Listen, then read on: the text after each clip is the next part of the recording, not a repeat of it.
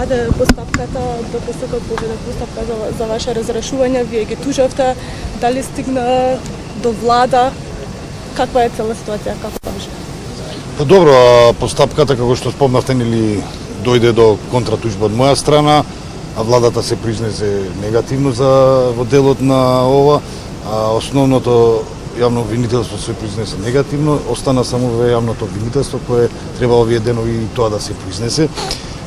Се гледа тука тенденциозни работи кои дефинитивно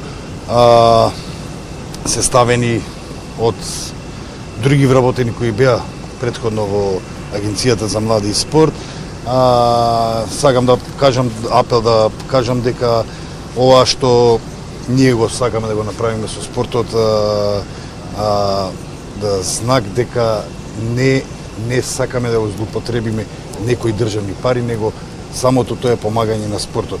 Сите тие процедури кои се прават во ваучерскиот систем не се од нас, него се од самите федерации, така да ние само ја спроведуваме процедурата која они веќе ни ја дали.